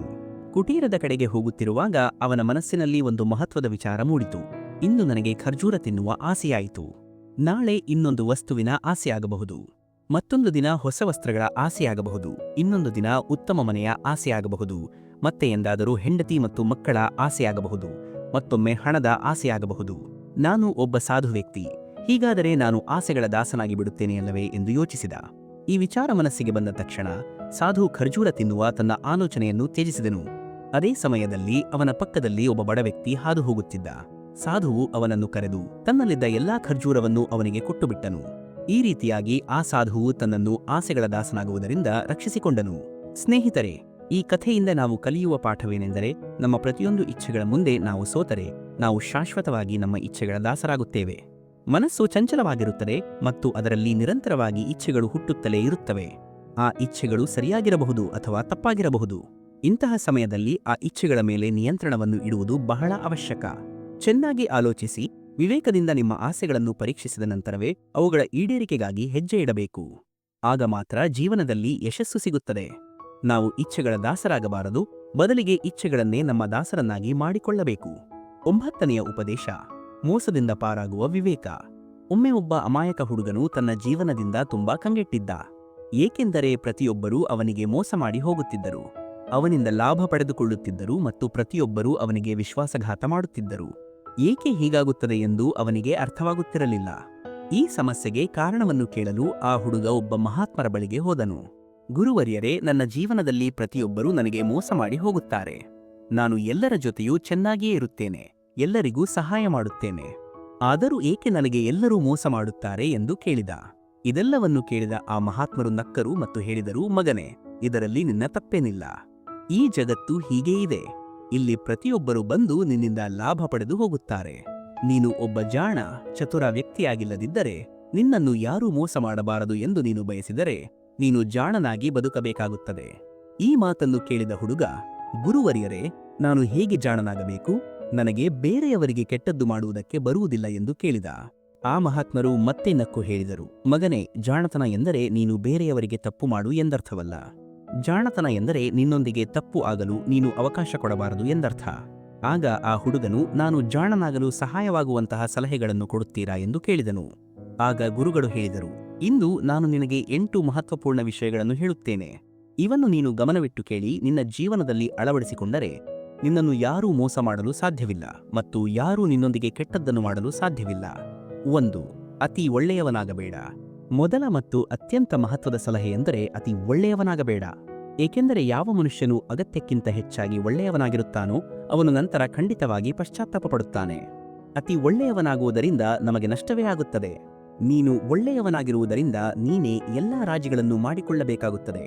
ಹಲವು ಬಾರಿ ಜನರು ನಿನ್ನನ್ನು ಮರೆತು ಬಿಡುತ್ತಾರೆ. ಅವರಿಗೆ ಕೆಲಸ ಬಿದ್ದಾಗ ಮಾತ್ರ ನೀನು ಮೊದಲು ನೆನಪಾಗುತ್ತೀಯ. ಯಾರು ಅಮಾಯಕರು, ಯಾರ ಹೃದಯ ಶುದ್ಧವಾಗಿರುತ್ತದೆಯೋ ಅಂತಹ ಜನರ ಲಾಭವನ್ನು ಜಗತ್ತು ಹೆಚ್ಚು ಪಡೆದುಕೊಳ್ಳುತ್ತದೆ. ನಿನ್ನ ಲಾಭವನ್ನು ಯಾರೂ ಪಡೆದುಕೊಳ್ಳಬಾರದು ಎಂದು ನೀನು ಬಯಸಿದರೆ ಜೀವನದಲ್ಲಿ ಒಂದು ನಿಯಮವನ್ನು ಮಾಡಿಕೋ. ಯಾರ ವರ್ತನೆ ಹೇಗಿದೆಯೋ ಅವರೊಂದಿಗೆ ನೀನು ಹಾಗೆಯೇ ವರ್ತಿಸು. ಏಕೆಂದರೆ ಜನರು ನಿನ್ನ ಒಳ್ಳೆಯತನ ಮತ್ತು ಅಮಾಯಕತೆಯನ್ನು ದೌರ್ಬಲ್ಯವೆಂದು ತಿಳಿಯಲು ಶುರು ಮಾಡುತ್ತಾರೆ ಮತ್ತು ಇದರಿಂದ ಕೇವಲ ನಿನಗೆ ಮಾತ್ರವೇ ತೊಂದರೆಯಾಗುತ್ತದೆ. ಒಳ್ಳೆಯ ಜನರು ಯಾವಾಗಲೂ ಬೇರೆಯವರಿಗೆ ತೊಂದರೆ ಆಗದಿರಲಿ ಎಂದು ಹೆಚ್ಚು ಗಮನ ಕೊಡುತ್ತಾರೆ. ಆದರೆ ಸಂಸಾರವು ಹೀಗೆ ಯೋಚಿಸುವುದಿಲ್ಲ. ಅದು ಕೇವಲ ತನ್ನ ಸ್ವಾರ್ಥವನ್ನು ಮಾತ್ರ ನೋಡುತ್ತದೆ. ಆದ್ದರಿಂದ ಒಳ್ಳೆಯವರಾಗಿರಿ, ಆದರೆ ಯಾರನ್ನೂ ಕಣ್ಣು ಮುಚ್ಚಿ ನಂಬಬೇಡಿ. ನಿಮ್ಮೊಂದಿಗೆ ಯಾರು ನಿಜವಾಗಿಯೂ ಚೆನ್ನಾಗಿದ್ದಾರೆ ಮತ್ತು ಯಾರು ಚೆನ್ನಾಗಿರುವ ನಾಟಕ ಮಾಡುತ್ತಿದ್ದಾರೆ ಎಂಬುದರ ಬಗ್ಗೆ ಸೂಕ್ಷ್ಮವಾಗಿ ಗಮನವಿಡಿ. 2. ಜನರಿಗೆ ಇಲ್ಲ ಎಂದು ಹೇಳುವುದನ್ನು ಕಲಿ. ಎರಡನೆಯ ಸಲಹೆ, ಜನರಿಗೆ ಇಲ್ಲ ಎಂದು ಹೇಳುವುದನ್ನು ಕಲಿಯಿರಿ. ಹಲವು ಬಾರಿ ನಾವು ನಮ್ಮ ಕೆಲಸವನ್ನು ಬಿಟ್ಟು ಇತರರಿಗೆ ಸಹಾಯ ಮಾಡಲು ತೊಡಗುತ್ತೇವೆ. ಅವರಿಗೆ ಇಲ್ಲ ಎಂದು ಹೇಳಲು ಬಯಸುತ್ತೇವೆ, ಆದರೆ ಅವರಿಗೆ ಸಿಟ್ಟು ಬರಬಹುದೆಂದು ಭಯಪಡುತ್ತೇವೆ. ಅಥವಾ ನಾವು ಅವರಿಗೆ ನಿರಾಕರಿಸಿದರೆ ಅವರು ಏನು ಯೋಚಿಸಬಹುದು, ಅವರಿಗೆ ಕೆಟ್ಟದ್ದು ಅನಿಸಬಹುದೇ ಎಂದು ಚಿಂತಿಸುತ್ತೇವೆ. ಹೀಗೆ ಯೋಚಿಸಿ ನಾವು ಹೌದು ಎಂದು ಹೇಳುತ್ತೇವೆ ಮತ್ತು ನಂತರ ಪಶ್ಚಾತ್ತಾಪ ಪಡುತ್ತೇವೆ. ನೀವು ಜೀವನದಲ್ಲಿ ಸಂತೋಷವಾಗಿರಬೇಕಿದ್ದರೆ ಜನರಿಗೆ ಇಲ್ಲ ಎಂದು ಹೇಳುವುದನ್ನು ಕಲಿಯಬೇಕು. ಯಾರಾದರೂ ನಿಮ್ಮಿಂದ ಏನನ್ನಾದರೂ ಕೇಳಲು ಬಂದರೆ ಅಥವಾ ಸಹಾಯ ಕೇಳಲು ಬಂದರೆ ನಿಮಗೆ ಅದು ಮಾಡಲು ಇಷ್ಟವಿಲ್ಲದಿದ್ದರೆ ಸ್ಪಷ್ಟವಾಗಿ ಚೆನ್ನಾಗಿ ಮನವರಿಕೆಯಾಗುವಂತೆ ನಿರಾಕರಿಸಿ. ಅವರು ನಿಮ್ಮ ನಿಜವಾದ ಸ್ನೇಹಿತರಾಗಿದ್ದರೆ ನಿಮ್ಮ ನಿರಾಕರಣೆಯಿಂದ ಅವರಿಗೆ ಕೆಟ್ಟದ್ದು ಅನಿಸುವುದಿಲ್ಲ. ಅವರು ನಿಮಗೆ ಬೇರೆ ಕೆಲಸವಿದೆ ಎಂದು ಅರ್ಥಮಾಡಿಕೊಳ್ಳುತ್ತಾರೆ. 3. ಜನರನ್ನು ಸಂತೋಷಪಡಿಸುವುದನ್ನು ಬಿಡು. ಮೂರನೆಯ ಸಲಹೆ, ಜನರನ್ನು ಸಂತೋಷಪಡಿಸುವುದನ್ನು ಬಿಟ್ಟುಬಿಡಿ. ಬೇರೆಯವರಿಗೆ ಸಂತೋಷ ನೀಡುವುದು ಒಳ್ಳೆಯ ವಿಷಯ ಎಂದು ನೀವು ಯೋಚಿಸುತ್ತಿರಬಹುದು, ಆದರೆ ಅನೇಕ ಜನರು ತಮ್ಮ ಸಂತೋಷವನ್ನು ಕಳೆದುಕೊಂಡು ಇತರರಿಗೆ ಸಂತೋಷ ನೀಡಲು ಪ್ರಯತ್ನಿಸುತ್ತಾರೆ. ಒಂದು ವಿಷಯವನ್ನು ಚೆನ್ನಾಗಿ ಅರ್ಥಮಾಡಿಕೊಳ್ಳಿ, ನಿಮ್ಮ ಸಂತೋಷವನ್ನು ನಿರ್ಲಕ್ಷಿಸಿ ನೀವು ಇತರರಿಗೆ ಸಂತೋಷ ನೀಡಲು ಸಾಧ್ಯವಿಲ್ಲ. ನೀವು ಎಷ್ಟೇ ಪ್ರಯತ್ನಿಸಿದರೂ, ಎಷ್ಟೇ ಒಳ್ಳೆಯದನ್ನು ಮಾಡಲು ಪ್ರಯತ್ನಿಸಿದರೂ ಜನರು ನಿಮ್ಮ ಬಗ್ಗೆ ಕೆಟ್ಟದ್ದನ್ನೇ ಮಾಡುತ್ತಾರೆ. ಕೇವಲ ಕೆಲವು ಜನರು ಮಾತ್ರ ನಿಮಗೆ ಬೆಂಬಲ ನೀಡುತ್ತಾರೆ. ಆದ್ದರಿಂದ ಈ ಮಾತನ್ನು ಯಾವಾಗಲೂ ನೆನಪಿಡಿ, ಇತರರಿಗೆ ಸಂತೋಷ ನೀಡಿ, ಆದರೆ ನಿಮ್ಮ ಸಂತೋಷವನ್ನು ಕೊಂದು ಅಲ್ಲ. ನೀವು ಸಂತೋಷವನ್ನು ನೀಡಬೇಕೆಂದರೆ ಮೊದಲು ನಿಮ್ಮನ್ನು ನೀವೇ ಸಂತೋಷಪಡಿಸಿ. ಆಗ ನೀವು ತಾನಾಗಿಯೇ ಎಲ್ಲರಿಗೂ ಸಂತೋಷವನ್ನು ನೀಡಲು ಸಾಧ್ಯವಾಗುತ್ತದೆ. 4. ನಿಮ್ಮ ಭಾವನೆಗಳನ್ನು ನಿಯಂತ್ರಿಸಿ. ನಾಲ್ಕನೆಯ ಸಲಹೆ, ನಿಮ್ಮ ಭಾವನೆಗಳನ್ನು ನಿಯಂತ್ರಣದಲ್ಲಿ ಇಟ್ಟುಕೊಳ್ಳಿರಿ. ಯಾರು ತಮ್ಮ ಭಾವನೆಗಳನ್ನು ನಿಯಂತ್ರಣದಲ್ಲಿ ಇಟ್ಟುಕೊಳ್ಳುವುದಿಲ್ಲವೋ ಅಂತಹವರನ್ನು ಮೂರ್ಖರನ್ನಾಗಿ ಮಾಡುವುದು ಬಹಳ ಸುಲಭ. ಹಲವು ಬಾರಿ ಜನರು ನಿಮ್ಮ ಭಾವನೆಗಳೊಂದಿಗೆ ಆಟವಾಡಿ ನಿಮ್ಮನ್ನು ಮೂರ್ಖರನ್ನಾಗಿ ಮಾಡುತ್ತಾರೆ. ಕೆಲವೊಮ್ಮೆ ಜನರು ನಿಮ್ಮ ಮುಂದೆ ದುಃಖಿತರಾದಂತೆ ನಾಟಕ ಮಾಡುತ್ತಾರೆ ಮತ್ತು ನೀವು ಸತ್ಯವನ್ನು ತಿಳಿಯದೆ ಅವರನ್ನು ನಂಬಿ ಅವರಿಗೆ ಸಹಾಯ ಮಾಡುತ್ತೀರಿ. ಸಾಮಾನ್ಯವಾಗಿ ಭಾವನೆಗಳ ಸೆಳೆತದಲ್ಲಿ ಮನುಷ್ಯನು ತಪ್ಪು ನಿರ್ಧಾರಗಳನ್ನು ತೆಗೆದುಕೊಳ್ಳುತ್ತಾನೆ, ಏಕೆಂದರೆ ಆ ಸಮಯದಲ್ಲಿ ವ್ಯಕ್ತಿಯು ತನ್ನ ಬುದ್ಧಿಯಿಂದಲ್ಲ ಹೃದಯದಿಂದ ಯೋಚಿಸುತ್ತಾನೆ ಮತ್ತು ಅಮಾಯಕ ಜನರ ಹೃದಯವು ಶುದ್ಧವಾಗಿರುತ್ತದೆ ಮತ್ತು ಅದರ ಪರಿಣಾಮವು ಹಲವು ಬಾರಿ ಕೆಟ್ಟದಾಗಿರುತ್ತದೆ. ಇದರಿಂದ ನಮಗೆ ಮುಂದೆ ನಷ್ಟವೂ ಆಗಬಹುದು. ಆದ್ದರಿಂದ ನಿಮ್ಮ ಭಾವನೆಗಳನ್ನು ನಿಯಂತ್ರಣದಲ್ಲಿ ಇಟ್ಟುಕೊಳ್ಳಿರಿ ಮತ್ತು ಯಾರಿಗಾದರೂ ಸಹಾಯ ಮಾಡುವ ಮೊದಲು ಆ ವ್ಯಕ್ತಿಯ ಬಗ್ಗೆ 10 ಬಾರಿ ತಿಳಿದುಕೊಳ್ಳಿ. 5. ನಿಮ್ಮನ್ನು ಎಂದಿಗೂ ಕಡಿಮೆ ಅಂದಾಜು ಮಾಡಬೇಡಿ. 5ನೆಯ ಮತ್ತು ಅತ್ಯಂತ ಮಹತ್ವದ ಸಲಹೆಯೆಂದರೆ ನಿಮ್ಮನ್ನು ಎಂದಿಗೂ ಕಡಿಮೆ ಅಂದಾಜು ಮಾಡಬೇಡಿ. ಅಮಾಯಕ ಜನರು ಸಾಮಾನ್ಯವಾಗಿ ತಮ್ಮನ್ನು ತಾವೇ ಕಡಿಮೆ ಅಂದಾಜು ಮಾಡುತ್ತಾರೆ. ಇದರಿಂದ ಅವರ ಆತ್ಮವಿಶ್ವಾಸವು ಕಡಿಮೆಯಾಗುತ್ತದೆ. ನಿಮ್ಮ ಆತ್ಮವಿಶ್ವಾಸವು ಕಡಿಮೆಯಾಗಿದ್ದರೆ ಇತರ ಜನರು ಸಹ ನಿಮ್ಮನ್ನು ಕಡಿಮೆ ಎಂದು ಭಾವಿಸುತ್ತಾರೆ. ಹಾಗಾಗಿ ನಿಮ್ಮನ್ನು ಕಡಿಮೆ ಅಂದಾಜು ಮಾಡುವ ಅಭ್ಯಾಸವಿದ್ದರೆ ಅದನ್ನು ತಕ್ಷಣವೇ ಬಿಟ್ಟುಬಿಡಿ. ನಿಮ್ಮಲ್ಲಿ ಎಷ್ಟು ಶಕ್ತಿ ಇದೆ, ಎಷ್ಟು ಸಾಮರ್ಥ್ಯವಿದೆ, ಎಷ್ಟು ಪ್ರತಿಭೆ ಇದೆ ಎಂಬುದನ್ನು ನೀವು ನಿಮ್ಮನ್ನು ಚೆನ್ನಾಗಿ ಅರ್ಥಮಾಡಿಕೊಂಡಾಗ ಮಾತ್ರ ತಿಳಿಯಬಹುದು. ಮತ್ತು ನಿಮ್ಮನ್ನು ಎಂದಿಗೂ ಯಾರಿಂದಲೂ ಕಡಿಮೆ ಎಂದು ತಿಳಿಯಬೇಡಿ. ಈ ಜಗತ್ತಿನಲ್ಲಿ ನೀವು ಮಾಡಲಾಗದ ಕೆಲಸ ಯಾವುದೂ ಇಲ್ಲ. ಕೇವಲ ನಿಮ್ಮ ಮೇಲೆ ವಿಶ್ವಾಸ ಇರಬೇಕು. ನಿಮ್ಮ ದೌರ್ಬಲ್ಯಗಳನ್ನು ತಿಳಿದುಕೊಂಡು ಯಾರೂ ನಿಮ್ಮ ಲಾಭವನ್ನು ಪಡೆದುಕೊಳ್ಳಲು ಅವಕಾಶ ನೀಡಬೇಡಿ. ಆದ್ದರಿಂದ ನಿಮ್ಮೊಳಗಿನ ಶಕ್ತಿಯನ್ನು ಗುರುತಿಸಿ ನೀವು ಏನು ಮಾಡಬಹುದು ಎಂಬುದನ್ನು ಈ ಜಗತ್ತಿಗೆ ತೋರಿಸಿಕೊಡಿ. 6. ಅವಸರದಲ್ಲಿ ಯಾವುದೇ ನಿರ್ಧಾರ ತೆಗೆದುಕೊಳ್ಳಬೇಡಿ. ಒಬ್ಬ ಬುದ್ಧಿವಂತ ವ್ಯಕ್ತಿಯು ತನ್ನ ಜೀವನದ ನಿರ್ಧಾರಗಳನ್ನು ಎಂದಿಗೂ ಅವಸರದಲ್ಲಿ ತೆಗೆದುಕೊಳ್ಳುವುದಿಲ್ಲ. ಅವನು 10 ಬಾರಿ ಯೋಚಿಸಿ ನಂತರ ತನ್ನ ನಿರ್ಧಾರವನ್ನು ತೆಗೆದುಕೊಳ್ಳುತ್ತಾನೆ. ಏಕೆಂದರೆ ನಾವು ಅವಸರದಲ್ಲಿ ಮಾಡುವ ಕೆಲಸಗಳ ಫಲಿತಾಂಶವು ಹಲವು ಬಾರಿ ಉತ್ತಮವಾಗಿರುವುದಿಲ್ಲ ಮತ್ತು ನಂತರ ನಾವು ಆ ಸಮಯದಲ್ಲಿ ಯೋಚಿಸಿ ನಿರ್ಧಾರ ತೆಗೆದುಕೊಂಡಿದ್ದರೆ ಚೆನ್ನಾಗಿತ್ತು ಎಂದು ಪಶ್ಚಾತ್ತಾಪ ಪಡಬೇಕಾಗುತ್ತದೆ. ಅವಸರದಲ್ಲಿ ನಿರ್ಧಾರಗಳನ್ನು ತೆಗೆದುಕೊಳ್ಳುವುದರಿಂದ ತಪ್ಪುಗಳು ಆಗಬಹುದು. ಆದ್ದರಿಂದ ನಿಮ್ಮ ಮನಸ್ಸು ಶಾಂತವಾಗಿದ್ದಾಗ ಮಾತ್ರ ನಿರ್ಧಾರ ತೆಗೆದುಕೊಳ್ಳಲು ಪ್ರಯತ್ನಿಸಿ. ಏಕೆಂದರೆ ನಿಮ್ಮ ಮನಸ್ಸು ಶಾಂತವಾಗಿದ್ದಾಗ ನೀವು ಎಂದಿಗೂ ತಪ್ಪು ನಿರ್ಧಾರಗಳನ್ನು ತೆಗೆದುಕೊಳ್ಳುವುದಿಲ್ಲ. ಶಾಂತ ಮನಸ್ಸಿನಿಂದ ತೆಗೆದುಕೊಂಡ ನಿರ್ಧಾರಗಳು ನಿಮಗೆ ಮುಂದೆ ಲಾಭವನ್ನು ತಂದುಕೊಡುತ್ತವೆ. 7. ಯಾವಾಗಲೂ ಇತರರ ತಪ್ಪುಗಳಿಂದ ಕಲಿ. ಏಳನೆಯ ಸಲಹೆ ಎಂದರೆ ಯಾವಾಗಲೂ ಇತರರ ತಪ್ಪುಗಳಿಂದ ಕಲಿಯಿರಿ. ಮನುಷ್ಯನು ಇತರರ ತಪ್ಪುಗಳಿಂದ ಕಲಿಯಬೇಕು ಎಂಬ ಮಾತು ನೀವು ಕೇಳಿರಲೇಬೇಕು. ಏಕೆಂದರೆ ನಮ್ಮ ಜೀವನವು ಅಷ್ಟೊಂದು ದೊಡ್ಡದಾಗಿಲ್ಲ. ನಾವು ನಮ್ಮದೇ ತಪ್ಪುಗಳನ್ನು ಮಾಡಿ ನಂತರ ಅದರಿಂದ ಪಾಠ ಕಲಿಯಲು. ನೀವು ಇತರರ ತಪ್ಪುಗಳಿಂದ ಕಲಿಯಬಹುದಾಗಿದ್ದರೆ ನೀವೇ ತಪ್ಪು ಮಾಡಿ ಏಕೆ ನಷ್ಟ ಮಾಡಿಕೊಳ್ಳಬೇಕು? ಯಾವಾಗಲೂ ನಿಮ್ಮ ಕಣ್ಣು ಮತ್ತು ಮೆದುಳನ್ನು ತೆರೆದಿಡಿ ಮತ್ತು ನಿಮ್ಮ ಯೋಚನೆಯನ್ನು ಸ್ವಲ್ಪ ವೇಗಗೊಳಿಸಿ. ಈ ವಿಷಯವು ಬಹಳಷ್ಟು ಜನರಿಗೆ ಸಮಯ ಕಳೆದ ಮೇಲೆ ಅರ್ಥವಾಗುತ್ತದೆ, ಆದರೆ ಈ ಮಾಹಿತಿಯನ್ನು ನೀವು ಬಹಳ ಬೇಗನೆ ಅರ್ಥ ಮಾಡಿಕೊಳ್ಳಬೇಕು. ನಾವು ಇತರರ ತಪ್ಪುಗಳಿಂದಲೂ ಕಲಿಯಬೇಕು. ಉದಾಹರಣೆಗೆ, ನಿಮ್ಮ ಸ್ನೇಹಿತನು ಯಾರನ್ನೋ ನಂಬಿ ಅವರಿಗೆ ಹಣವನ್ನು ಸಾಲವಾಗಿ ಕೊಟ್ಟ. ಆದರೆ ನಿಮ್ಮ ಸ್ನೇಹಿತನಿಗೆ ಹಣದ ಅಗತ್ಯ ಬಂದಾಗ ಆ ವ್ಯಕ್ತಿ ಸಮಯಕ್ಕೆ ಸರಿಯಾಗಿ ಹಣವನ್ನು ಹಿಂದಿರುಗಿಸಲು ನಿರಾಕರಿಸಿದ. ಇದರಿಂದ ನಿಮ್ಮ ಸ್ನೇಹಿತನಿಗೆ ನಷ್ಟವಾಯಿತು, ಏಕೆಂದರೆ ಅವನು ಮುಂದೆ ಏನಾಗಬಹುದು ಎಂದು ಯೋಚಿಸದೆ ಹಣವನ್ನು ಸಾಲವಾಗಿ ನೀಡಿದ್ದನು. ಇದರಿಂದ ನೀವು ಪಾಠ ಕಲಿಯಬೇಕು. ಯಾರಿಗಾದರೂ ಹಣ ಕೊಡುವ ಮೊದಲು ಮುಂದೆ ಏನಾಗಬಹುದು ಎಂದು ಯೋಚಿಸಬೇಕು. ನಿಮ್ಮನ್ನು ನೀವು ಎಂದಿಗೂ ದುರ್ಬಲರೆಂದು ತಿಳಿಯಬಾರದು, ಏಕೆಂದರೆ ನೀವು ಹೇಗೆ ಯೋಚಿಸುತ್ತೀರೋ ಹಾಗೆಯೇ ಆಗುತ್ತೀರಿ. ಈ ಮಾತು 100% ನಿಜ. ನಮ್ಮ ವಿಚಾರಗಳೇ ನಮ್ಮ ಯಶಸ್ಸು ಮತ್ತು ವೈಫಲ್ಯಕ್ಕೆ ಜವಾಬ್ದಾರಿಯಾಗಿರುತ್ತವೆ. ನೀವು ನಿಮ್ಮನ್ನು ದುರ್ಬಲರೆಂದು ತಿಳಿದರೆ ಸುತ್ತಮುತ್ತಲಿನ ಜನರು ನಿಮ್ಮನ್ನು ಮತ್ತಷ್ಟು ದುರ್ಬಲರೆಂದು ತಿಳಿಯುತ್ತಾರೆ. ನೀವು ಒಳಗಿನಿಂದ ದುರ್ಬಲರಾಗಿದ್ದರೂ ಅದನ್ನು ಹೊರಗೆ ತೋರಿಸಬೇಡಿ, ಏಕೆಂದರೆ ಯಶಸ್ಸಿಗೆ ಚಪ್ಪಾಳೆ ತಟ್ಟುವವರು ಕಡಿಮೆ ಮತ್ತು ದೌರ್ಬಲ್ಯಗಳಿಗೆ ಕುಂದುಕೊರತೆಗಳನ್ನು ಹುಡುಕುವವರೇ ಹೆಚ್ಚು ಸಿಗುತ್ತಾರೆ. 8. ಇತರರ ಸಲಹೆಯ ಮೇಲೆ ನಿಮ್ಮ ನಿರ್ಧಾರವನ್ನು ಬದಲಿಸಬೇಡಿ. 8ನೆಯ ಮತ್ತು ಅತ್ಯಂತ ಮಹತ್ವದ ಸಲಹೆಯೆಂದರೆ ಇನ್ನೊಬ್ಬರ ಅಭಿಪ್ರಾಯವನ್ನು ತೆಗೆದುಕೊಂಡು ನಿಮ್ಮ ನಿರ್ಧಾರವನ್ನು ಬದಲಿಸಬೇಡಿ. ಉದಾಹರಣೆಗೆ, ನೀವು ಒಂದು ಕೆಲಸವನ್ನು ಮಾಡುತ್ತಿದ್ದೀರಿ ಮತ್ತು ಆ ಕ್ಷೇತ್ರದಲ್ಲಿ ನೀವು ಹೊಸಬರಾಗಿದ್ದರೆ ಸಹಜವಾಗಿಯೇ ನೀವು ಆ ಕ್ಷೇತ್ರದಲ್ಲಿ ಕೆಲಸ ಮಾಡುವ ಜನರಿಂದ ಸಲಹೆಯನ್ನು ತೆಗೆದುಕೊಳ್ಳುತ್ತೀರಿ. ಆದರೆ ಈ ಜಗತ್ತಿನಲ್ಲಿ ನೀವು ಮುಂದೆ ಹೋಗುವುದನ್ನು ನೋಡಿ ಸಂತೋಷಪಡುವ ಜನರು ಬಹಳ ಕಡಿಮೆ ಸಿಗುತ್ತಾರೆ. ನಿಮಗೆ ಸಂತೋಷವಾಗುವುದನ್ನು ನೋಡದ ವ್ಯಕ್ತಿ ನಿಮಗೆ ಸರಿಯಾದ ಸಲಹೆಯನ್ನು ಹೇಗೆ ನೀಡಲು ಸಾಧ್ಯ? ನಿಮ್ಮ ಜೀವನದಲ್ಲಿ ಮುಂದೆ ಸಾಗಲು ಇರುವ ಸಲಹೆಯೆಂದರೆ ಇತರರ ಅಭಿಪ್ರಾಯಗಳನ್ನು ತೆಗೆದುಕೊಳ್ಳದೆ ನಿಮ್ಮ ಕೆಲಸವನ್ನು ಪೂರ್ಣ ಶ್ರದ್ಧೆಯಿಂದ ಮಾಡಿ ಮತ್ತು ಮುಂದೆ ಸಾಗಿ. ಜಗತ್ತು ಏನು ಯೋಚಿಸುತ್ತದೆ ಎಂಬುದರ ಬಗ್ಗೆ ಚಿಂತಿಸದೆ ನೀವು ಮುಂದುವರಿಯಬೇಕು. ಜಗತ್ತು ನಿಮ್ಮನ್ನು ಎಷ್ಟೇ ಬೆದರಿಸಿ ಹಿಂದೆ ಸರಿಸಲು ಪ್ರಯತ್ನಿಸಿದರೂ ಆ ಭಯವನ್ನು ನಿರ್ಲಕ್ಷಿಸಿ ನೀವು ಮುಂದೆ ಸಾಗಬೇಕು. ನೀವು ಒಂದು ಒಳ್ಳೆಯ ಕೆಲಸವನ್ನು ಮಾಡಲು ಯೋಜನೆ ಮಾಡಿದಾಗ ಯಾರಾದರೂ ನಿಮಗೆ ಈ ಕೆಲಸ ಕಷ್ಟಕರವಾಗಿದೆ ಎಂದು ಹೇಳಿದರೆ ಅವರನ್ನು ಸುಳ್ಳು ಎಂದು ಸಾಬೀತುಪಡಿಸಲು ಮುಂದೆ ಸಾಗಿ. 10ನೆಯ ಉಪದೇಶ, ಸತ್ಸಂಗದ ಮಹತ್ವ. ಕೊನೆಯ ಸಲಹೆ ಎಂದರೆ ಯಾವಾಗಲೂ ಒಳ್ಳೆಯ ಜನರ ಜೊತೆಗೆ ಇರಿ. ನೀವು ಒಂದು ಮಾತು ಕೇಳಿರಲೇಬೇಕು. ನೀವು ಒಂದು ಮದ್ಯದ ಅಂಗಡಿಯಲ್ಲಿ ಕುಳಿತು ಹಾಲು ಕುಡಿದರೂ ಜನರು ನಿಮ್ಮನ್ನು ಕುಡುಕರೆಂದು ಕರೆಯುತ್ತಾರೆ. ನೀವು ಒಂದು ದೇವಸ್ಥಾನದಲ್ಲಿ ಕುಳಿತು ನೀರನ್ನು ಕುಡಿದರೂ ನಿಮಗೆ ಸಂತನ ಸ್ಥಾನಮಾನ ಸಿಗುತ್ತದೆ. ಹಾಗಾಗಿ ನಮ್ಮ ಜೀವನದಲ್ಲಿ ಒಳ್ಳೆಯ ಜನರ ಸಹವಾಸವು ಬಹಳ ಮುಖ್ಯ. ನೀವು ಯಾರ ಜೊತೆಗೆ ಇರುತ್ತೀರಿ, ಯಾರ ಜೊತೆಗೆ ಸಮಯ ಕಳೆಯುತ್ತೀರಿ, ಅದರ ಆಧಾರದ ಮೇಲೆ ನಿಮ್ಮ ವ್ಯಕ್ತಿತ್ವ ರೂಪುಗೊಳ್ಳುತ್ತದೆ. ಆದ್ದರಿಂದ ಯಾವಾಗಲೂ ಒಳ್ಳೆಯ ಜನರ ಸಹವಾಸದಲ್ಲಿ ಇರಬೇಕು. ಒಳ್ಳೆಯ ಜನರ ಜೊತೆಗಿದ್ದರೆ ನೀವು ಮುಂದೆ ಬೆಳೆಯಬಹುದು. ನೀವು ಯಾವ ವ್ಯಕ್ತಿಗಳ ಜೊತೆಗೆ ಇರುತ್ತೀರೋ ಅವರಂತೆಯೇ ನಿಮ್ಮ ಭವಿಷ್ಯವೂ ಇರುತ್ತದೆ. ಆದ್ದರಿಂದ ನಿಮ್ಮ ಸ್ನೇಹಿತರನ್ನು ಬಹಳ ಯೋಚಿಸಿ ಮಾಡಿಕೊಳ್ಳಿ. 11ನೆಯ ಉಪದೇಶ, ಅವಕಾಶಗಳನ್ನು ಗುರುತಿಸಿ. ಒಂದು ಸಮಯದ ಮಾತಿದು. ಆಫ್ರಿಕಾ ಖಂಡದಲ್ಲಿ ವಜ್ರದ ಅನೇಕ ಗಣಿಗಳ ಸಂಶೋಧನೆಯಾಗಿತ್ತು. ಅಲ್ಲಿ ಹೇರಳವಾಗಿ ವಜ್ರಗಳು ದೊರೆಯುತ್ತಿದ್ದವು. ಆ ಹಳ್ಳಿಯಲ್ಲಿ ವಾಸಿಸುವ ಒಬ್ಬ ರೈತನು ಯಾವಾಗಲೂ ವಜ್ರದ ಗಣಿಗಳನ್ನು ಹುಡುಕಿ ಹಣ ಸಂಪಾದಿಸಿ ಶ್ರೀಮಂತರಾದ ಜನರ ಕಥೆಗಳನ್ನು ಕೇಳುತ್ತಿದ್ದ. ತಾನೂ ಸಹ ವಜ್ರದ ಗಣಿಯನ್ನು ಹುಡುಕಿ ಶ್ರೀಮಂತನಾಗಬೇಕೆಂದು ಬಯಸಿದ್ದ.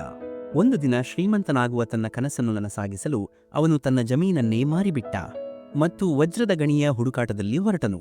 ಆಫ್ರಿಕಾದ ಬಹುತೇಕ ಎಲ್ಲಾ ಪ್ರದೇಶಗಳನ್ನು ಹುಡುಕಿದರೂ ಅವನಿಗೆ ವಜ್ರದ ಸುಳಿವು ಸಹ ಸಿಗಲಿಲ್ಲ. ಸಮಯ ಕಳೆಯುತ್ತಿದ್ದಂತೆ ಅವನ ಆತ್ಮವಿಶ್ವಾಸ ಕುಸಿಯಿತು. ತನ್ನ ಶ್ರೀಮಂತನಾಗುವ ಕನಸು ಭಗ್ನವಾಗುತ್ತಿದೆ ಎಂದು ಅವನಿಗೆ ಅನಿಸಿತು. ಅವನು ಅಷ್ಟೊಂದು ಹತಾಶನಾದನು, ಅವನ ಬದುಕಿನ ಆಸೆಯೇ ಕೊನೆಗೊಂಡಿತು. ಒಂದು ದಿನ ಅವನು ನದಿಗೆ ಹಾರಿ ಆತ್ಮಹತ್ಯೆ ಮಾಡಿಕೊಂಡನು. ಈ ನಡುವೆ ಮೊದಲ ರೈತನಿಂದ ಅವನ ಜಮೀನನ್ನು ಖರೀದಿಸಿದ್ದ ಇನ್ನೊಬ್ಬ ರೈತನು ಒಂದು ದಿನ ಆ ಜಮೀನಿನ ಮಧ್ಯದಲ್ಲಿ ಹರಿಯುತ್ತಿದ್ದ ಸಣ್ಣ ನದಿಯನ್ನು ದಾಟುತ್ತಿದ್ದ. ನದಿಯ ನೀರಿನಲ್ಲಿ ಅವನಿಗೆ ಕಾಮನಬಿಲ್ಲಿನಂತಹ ಬೆಳಕು ಹೊರಸೂಸುತ್ತಿರುವುದು ಕಂಡಿತು.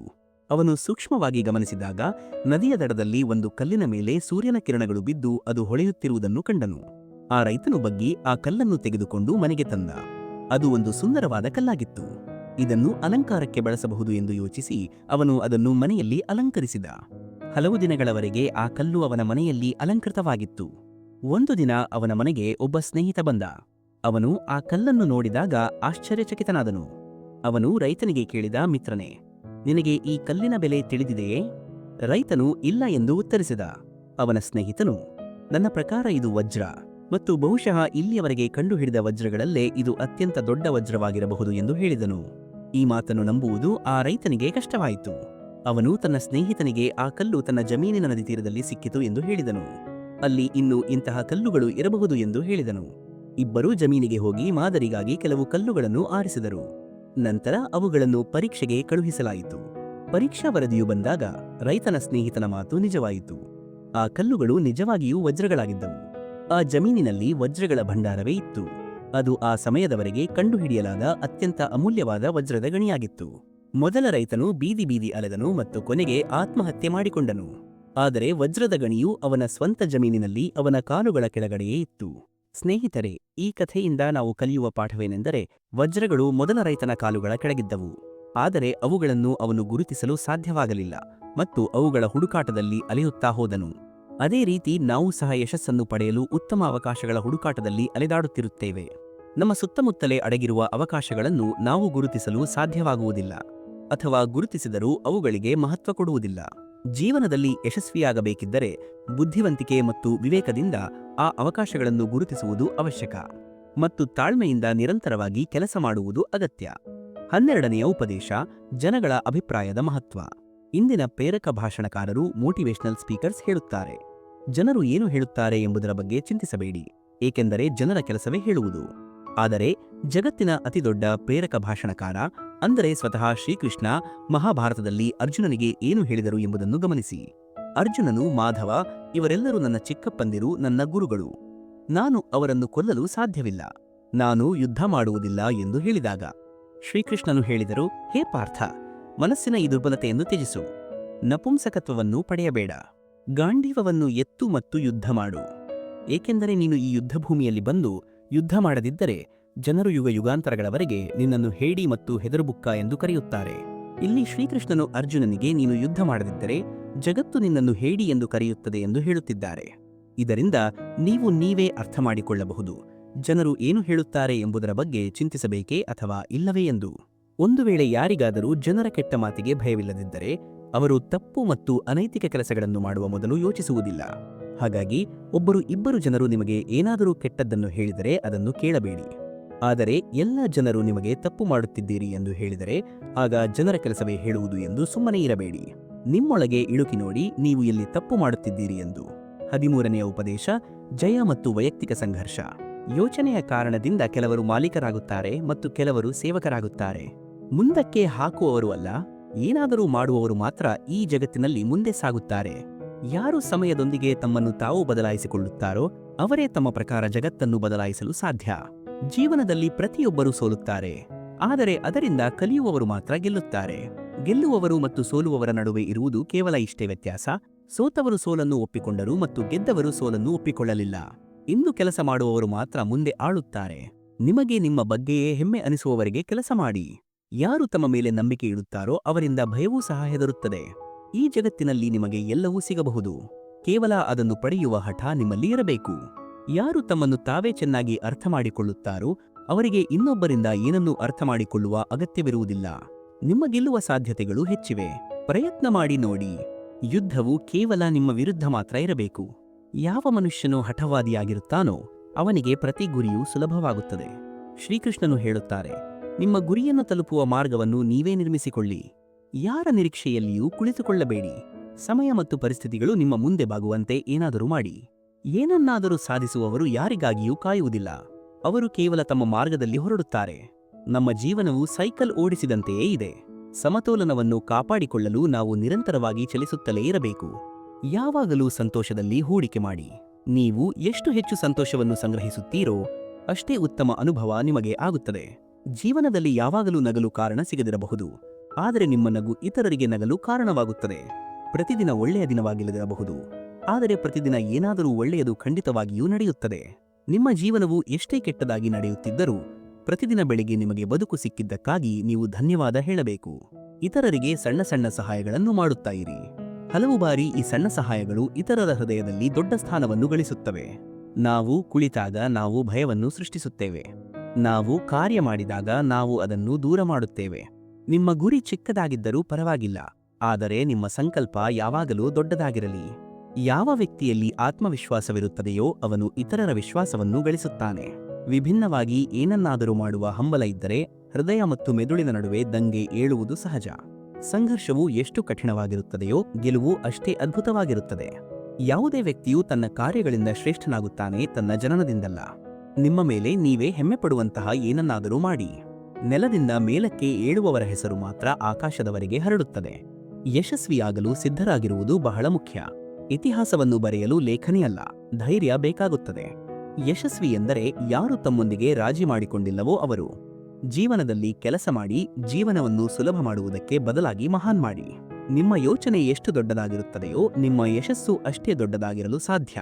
ನಿಮ್ಮ ಉನ್ನತಿಯಲ್ಲಿ ಅಷ್ಟೊಂದು ಸಮಯವನ್ನು ತೊಡಗಿಸಿರಿ.